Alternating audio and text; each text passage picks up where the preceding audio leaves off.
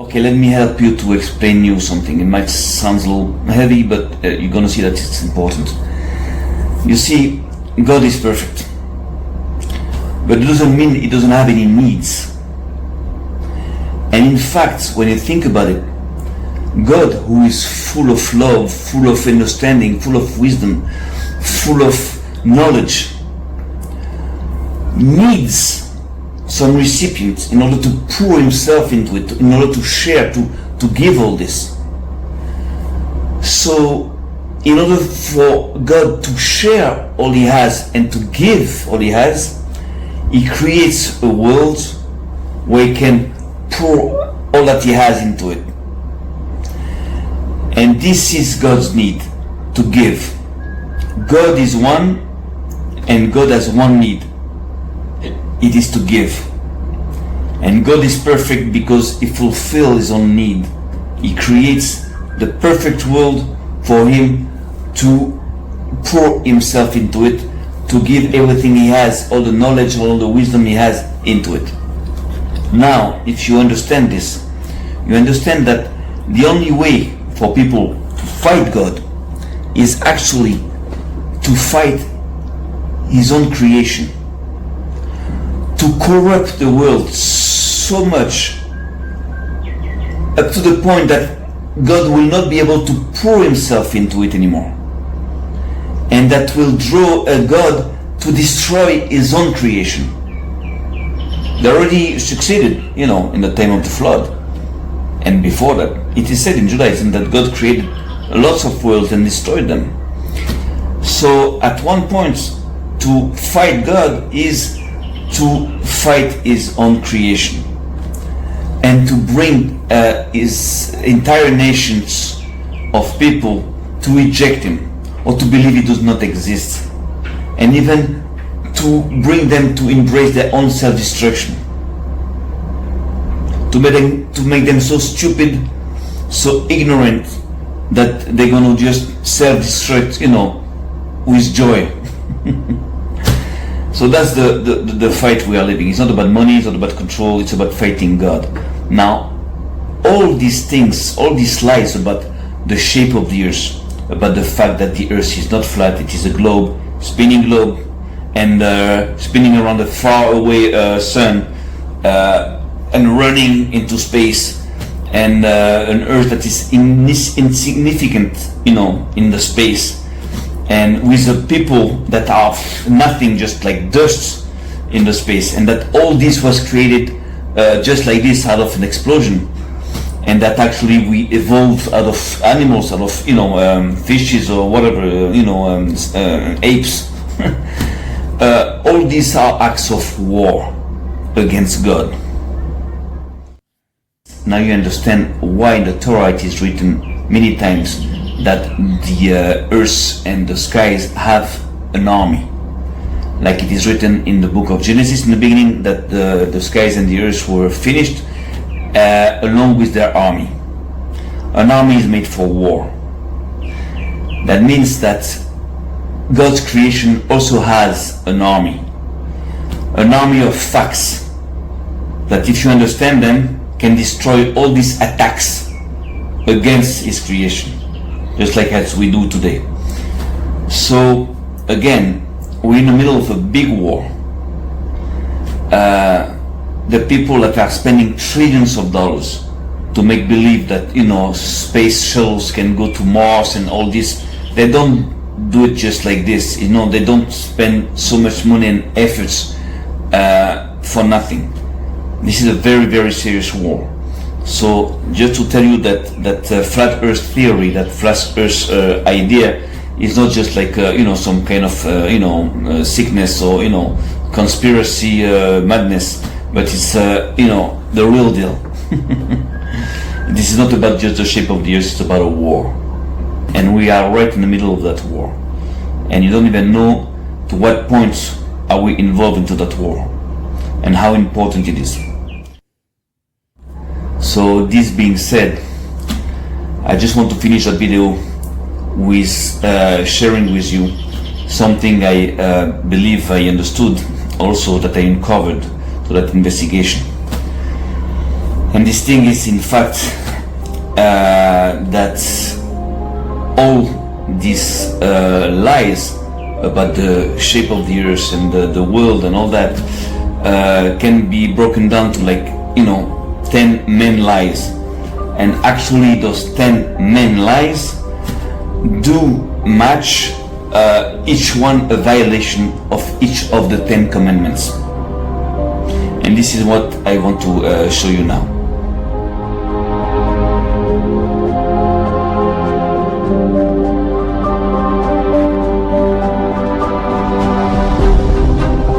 So the first lie about the earth is saying that the earth is a globe.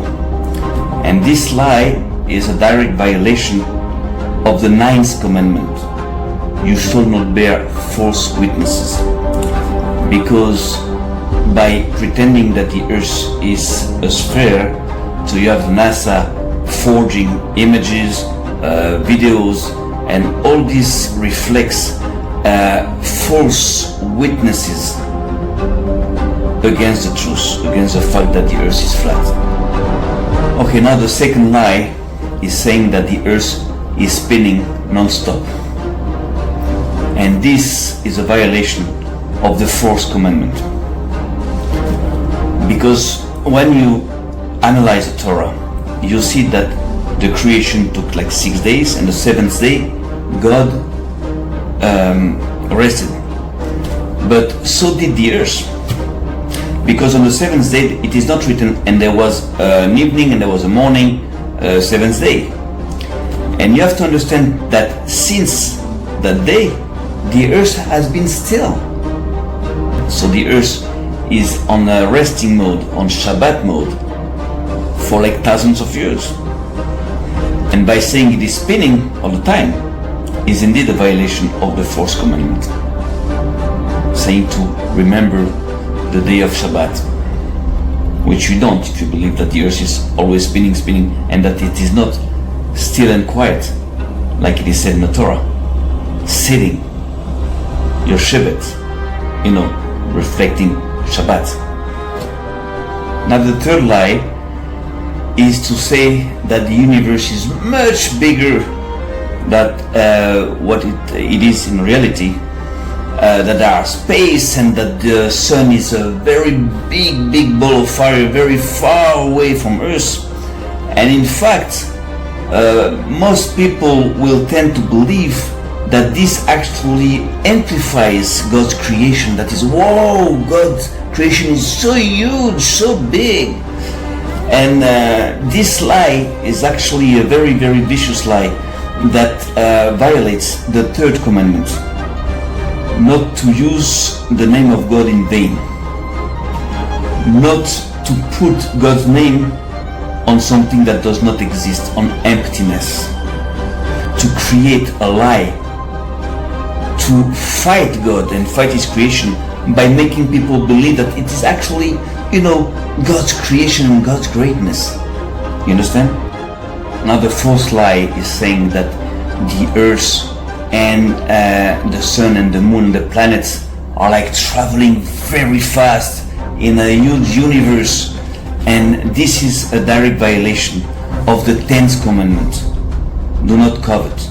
Because by enforcing the idea that there is a space where we can travel and there are maybe other planets and other lands, so that somehow ignites the will in people to conquer more and more land and to go and abandon the earth and to seek other earths and other places.